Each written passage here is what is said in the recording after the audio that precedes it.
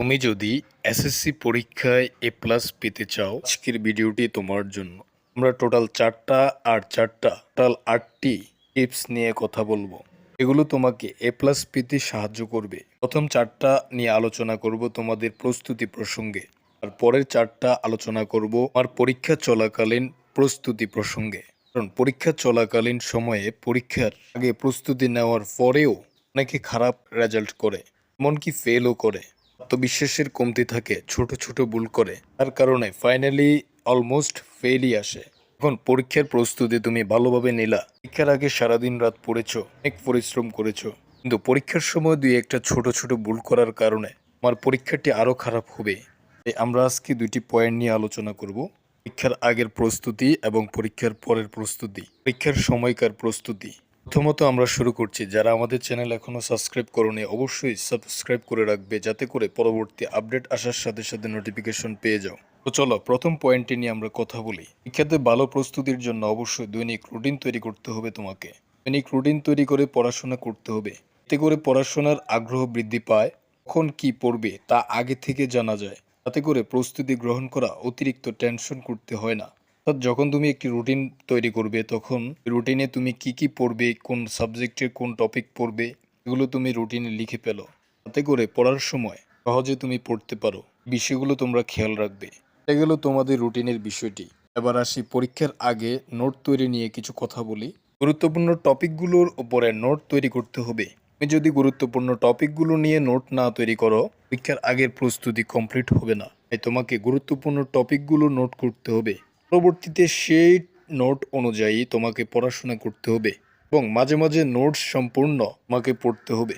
এতে করে সম্পূর্ণ বই আবার বারবার পড়ার কোনো প্রয়োজন হবে না। নোট পড়লে শিক্ষার্থী অনেক কিছু জানতে পারে। তাই তোমাকে অবশ্যই নোট করে করে পড়াশোনা করতে হবে। আশা করছি তোমরা বিষয়টি বুঝতে পেরেছো।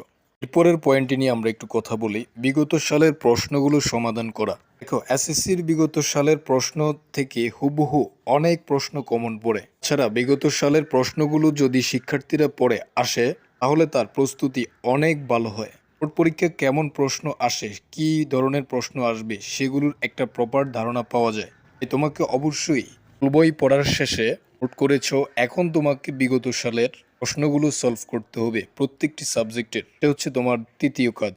এগুলো খুবই গুরুত্বপূর্ণ। এবার আসি পরবর্তী পয়েন্ট নিয়ে, পাস নাম্বার সম্পর্কে জানা। অনেক শিক্ষার্থী জানে না যে এসএসসি পরীক্ষায় কত নাম্বারে পাস। তুমি কি জানো এসএসসি পরীক্ষায় কত নাম্বারে পাস? এসএসসি পরীক্ষায় পাস নম্বর সম্পূর্ণ ভিন্নভাবে হয়ে থাকে। দেখো, সৃজনশীলে আলাদা পাস করতে হবে প্রত্যেকটি শিক্ষার্থীর, বহুনির্বাচনী আলাদা পাস করতে হবে, এবং তোমাদের ব্যবহারিকে আলাদা পাস করতে হবে। এগুলো আলাদা আলাদা পাস করতে হয়। তাই কোন বিষয়ে কত নম্বরে পাশের সম্পর্কে আগে থেকে জানাটা তোমার খুবই গুরুত্বপূর্ণ।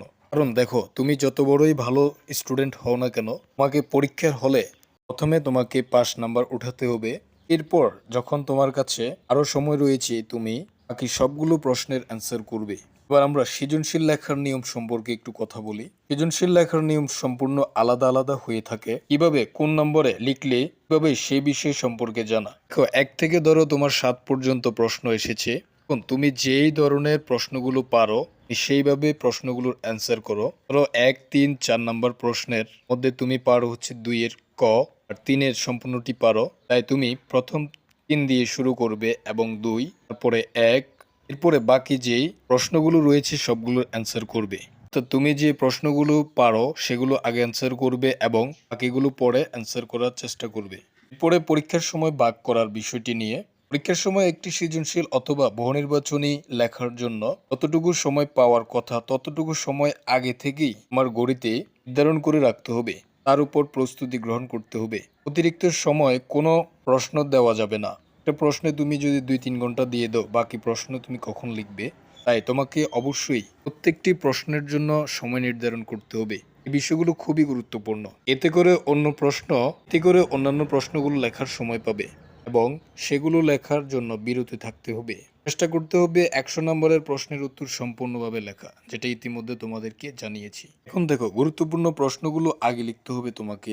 অনেক সময় পরীক্ষা অনেক প্রশ্ন কমন পড়ে, কিন্তু সেই প্রশ্নগুলো অনেক সুন্দরভাবে লেখা সম্ভব এবং সম্পূর্ণ নাম্বার পাওয়া যেতে পারে। এবং প্রশ্নগুলো আগে লেখার চেষ্টা করতে হবে।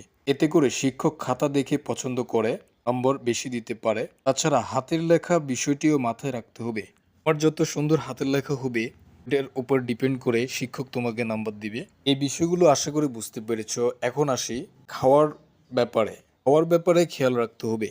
খাওয়া দাওয়ার ব্যাপারে বিশেষভাবে নজর দিতে হবে। এসএসসি পরীক্ষার আগের মুহূর্তে অনেক সময় অতিরিক্ত খাবারের কারণে সমস্যা হতে পারে। তাই এই ব্যাপারে শিক্ষার্থীরা যেন বিশেষভাবে নজর দেয়। দৈনিক ৮ ঘন্টা ঘুমাতে হবে, কারণ একটা মানুষ সুস্থ থাকার জন্য দৈনিক ৮ ঘন্টা ঘুমালে যথেষ্ট। ব্যাস এই সকল বিষয়গুলো খেয়াল রেখে তোমাকে পরীক্ষার প্রস্তুতি নিতে হবে। তো পড়াশোনা পরীক্ষার সকল আপডেট পেতে চ্যানেলটি অবশ্যই সাবস্ক্রাইব করে রাখবে, যাতে করে পরবর্তী আপডেট সবার আগে পেয়ে যাও। সবাইকে অসংখ্য ধন্যবাদ। আসসালামু আলাইকুম রহমতুল্লাহ।